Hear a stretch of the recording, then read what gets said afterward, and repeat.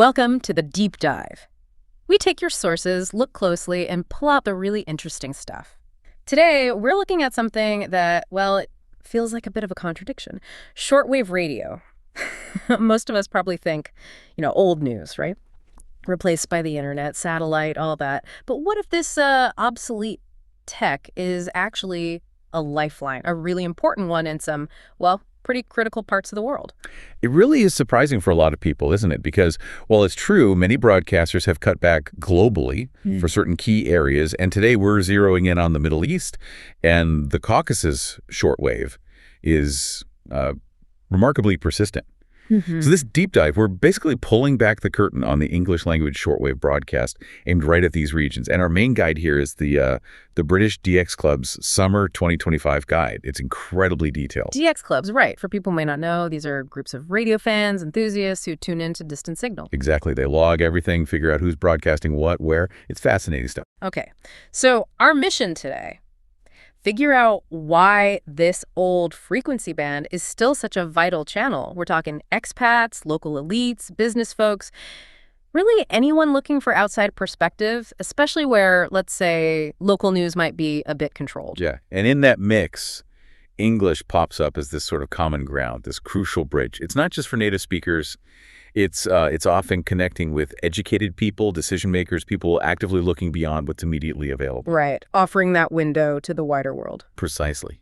And the DX Club guide, it gives us this amazing map almost of these signals. These aren't just random transmissions. They're often very deliberate, coming from big international names, sometimes using powerful relay stations right there in the region. That's a world away from the dusty radio image, isn't it? Okay, let's get into the specifics. Who are these key players still using shortwave for English broadcasts there? The BBC must be one, right? Oh, absolutely. The BBC is definitely still in the game, very much so. You can see their commitment, especially with their relay station in Oman, Al-Asila. Oman, yeah. Strategic spot. Hugely strategic. It lets them beam English programs not just into the Middle East, but, with spillover into nearby areas too.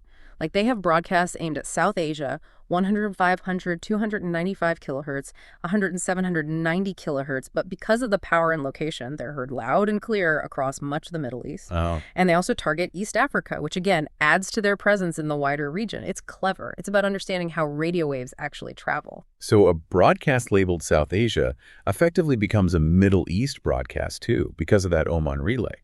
Smart. Okay, but it's not just the BBC. Who else is prominent? You mentioned TRT, Voice of Turkey. Yes, TRT Turkey is public broadcaster, another major player. They use massive power, like 500 kilowatt transmitters from Emerler. And because they're relatively close, their signals aimed at, say, Europe or West Asia, they also blanket the Caucasus and the Middle East pretty effectively. 500 kilowatts, wow. Yeah, so transmissions like 17,620 kilohertz for Europe or 11,660 kilohertz specifically for West and South Asia, they definitely reach our target areas. They're designed to cut through the noise. Makes sense. Power and proximity. Now, this next one I find really interesting. IRIB, the Iranian World Service, broadcasting from Sirjan. How do they fit in? Ah, IRA. It's a fascinating case. Their main focus isn't English, it's more regional languages. But they do have an English slot, 11,600 and 640 kilohertz, technically for Southeast Asia. Okay. But again, 500 kilowatts, and the geography means it's definitely heard in parts of the Middle East. It highlights this dynamic of, well, maybe unintended reach. Listeners actively hunting for signals, even if they aren't the primary target, kind of like finding hidden information. That idea of the active listener searching beyond the obvious target, I like that. And then there's Radio Kuwait from Kabad. What's their angle? Radio Kuwait is a bit different, often more music in their English service. But the key thing is their schedule is listed as irregular, and sometimes they use DRM, Digital Radio Mondiale. Right, DRM, that's digital shortwave. Needs a special radio, which not everyone has access to, right? Exactly. So it raises a question. Is it modernization? Or does it accidentally exclude people who rely on the easier-to-get analog radios? It's a different strategy, maybe more experimental. Accessibility versus technology, a key tension. Okay, one more major one, Radio Farda. U.S.-funded, relayed from the UAE. Yeah, Radio Farda's primary mission is Farsi broadcasts to Iran.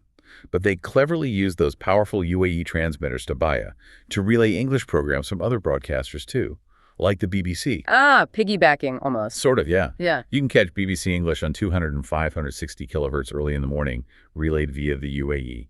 It shows how even services with a specific focus use these big relay sites to broaden their overall footprint, maybe sharing content to maximize impact. It's efficient. So pulling back a bit, looking at all this, what's the big picture? What does this sustained English shortwave presence tell us? Well, stepping back, the English service overall, while maybe not huge in hours, is really stable and strategically deployed. Yeah. International players clearly dominate. BBC, TRT, they're using the region not just as a target, but as a broadcasting hub itself. Right, a crossroads for information. Exactly. And the content reflects the audience. You Yeah. know, news, current affairs analysis. It's not light entertainment.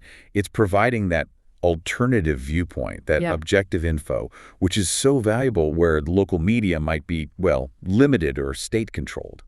And those relay stations in Oman, the UAE, they're not just technical points, they're geopolitical statements, really. Absolutely. They're assets. Yeah. Broadcasting from within or close to the region boosts the signal, makes it reliable. It's an investment in maintaining that channel. Okay, but here's a critical point, maybe slightly worrying. The local gap. You mentioned that services from places like Saudi Arabia, Iraq, Jordan, they've mostly left shortwave, especially in English. Yes, that's a really significant trend. The local gap.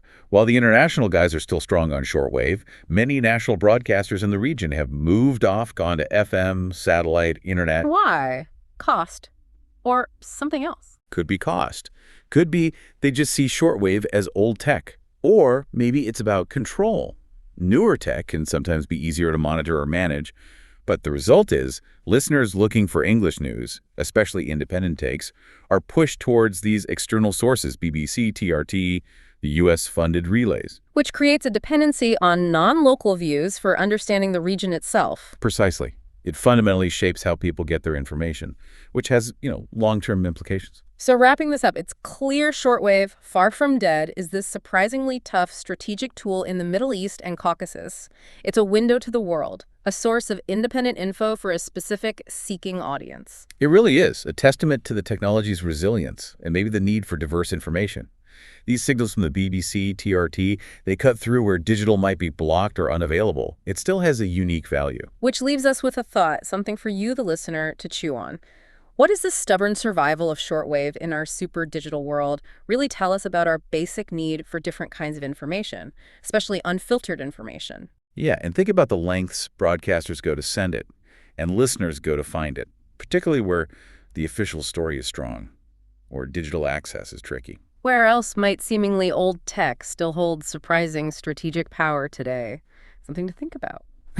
That's it for this deep dive. Hope you found that interesting. We'll catch you next time.